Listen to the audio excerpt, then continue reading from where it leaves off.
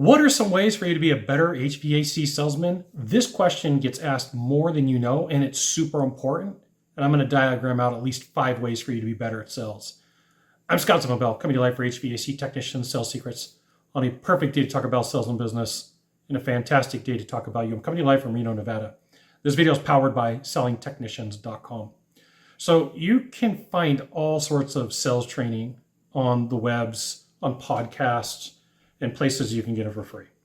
And after being in sales for 25 years, being around business my entire life, I'm going to share with you tip number 1, slow down, right? I watch all of these role play videos. I watch sales coaches, sales trainers, and for whatever reason, they speed through everything. And it's out of nervous energy. They're not used to being in front of a camera. Now, I will let you know, as of today, I have about 3,800 YouTube videos. My first 500, I talked way too fast, right? It's a sign of somebody who's mature in sales is the speed at which they talk. Sales tip number 2, ask better questions, right? Become very good at asking questions. One of the things that I see salespeople, even entrepreneurs, even high-level entrepreneurs struggle with is asking good questions. I made it a mission in my life to say I am one of the best question askers on the planet. So I figured this out by learning how to interview people. I figured this out by taking the time to write down as many questions as I could. I wrote an entire book on asking questions in boardrooms. There's 5,500 questions in there. I sat down and I went through and started figuring out what is the best way to ask a what, a why, a how, a who question, a compound question where there's 2 parts of it. And you can learn this by watching drama shows where there's attorneys and watch how they ask questions in the cross. Watch how they ask questions and what's going on in police dramas. Watch how the police ask questions and the energy that they use behind them. You know, watch you could go back and watch some of the old interviews of some of the greats like Larry King. Go back and watch how really good reporters and late night television hosts ask good questions.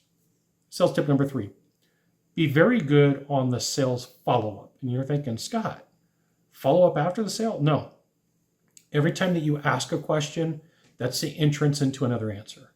So if I go down this path of a discovery process and I want to ask really good questions, which is cool, I also want to have a really good follow-up. The purpose of a question is for you to be allowed to ask a second question. And so if you have 12, 15 questions inside of your discovery process, in all realities, you should have 24 or 36, sometimes even more.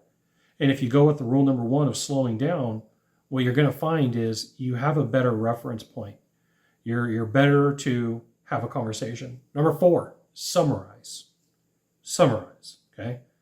So you're going to ask the question, you're going to ask the follow-up question, and you're going to summarize what that person shared with you. What it sounds like you're saying, what I hear you saying, what it feels like you're saying. What you want is to give the best opportunity for the person that you're having a conversation with to either agree or disagree. If you read Start With No by Jim Camp, which you absolutely should, Jim says that everybody has the right to veto. And so the mistake that everybody makes is they ask the surface level questions, they don't ask follow-up questions, and then they don't summarize. When I summarize and I get something wrong, somebody can raise their hand verbally and say, hey, Scott, that's not what I was going to say. You've got it wrong. I'm giving somebody the ability to say, you have the right to veto. I'm giving somebody the ability to say, that's not the direction that I was going. You've got it wrong. You forgot to add something. You didn't hear me. Something's missing. It gives you the ability to have these types of conversations. And then number 5 is follow-up. Most salespeople never, ever follow up after a sales process. They go, they hope it's a one-set close, and they don't realize that, like, old stats, old numbers say that it takes somewhere between 7 and 8 times of reach out after a sale to close the deal. Just for whatever various reasons. You know, with business consulting, it's not a one-set close all the time. There's times where people they've got more than a scrape and more than a bruise. They've got a cut. They've got a gash. They need a suture. They need help right now. And sometimes people are like, just not yet. I'm not in enough pain yet. I don't need, but like if you fall out and you don't learn how to have those conversations, you're going to miss out. I'm going to share with you right now. You probably have the ability right now to go to your office and say, hey, do we have any old leads, like the ones from a year ago? And they're probably going to say, yeah. And you're going to say, hey, is there any way that I can get a printout and I can call all those old leads? Is there any way that I can go have a conversation with those people? Is there any way that I can make some magic happen? And like most companies would say, abso-freaking-lutely. Like you want to call old leads, you can call old leads. There's 5 ways for you right there to be a better HVAC salesperson. And a lot of them don't take, learning how to ask really good questions and follow-up questions, it's going to take some effort. It really is. It's going to take some work on your part. The good news for you is most salespeople are lazy. They won't do it. That's not you. And you know how I know? You're watching content on how to be better at sales. Your competition right now is playing video games. Nothing wrong with that. Watching sports. Nothing wrong with that. At the bar. Nothing wrong with that. But there's a point where you have to level up and you have to put in the work. You have to put in the effort. You got 1 of 3 things to do from here. Just 1 of 3. Find the subscribe button. Click on it. And every time I send out a video, you'll get an update. 2, hit follow. 3, you know what you got to do.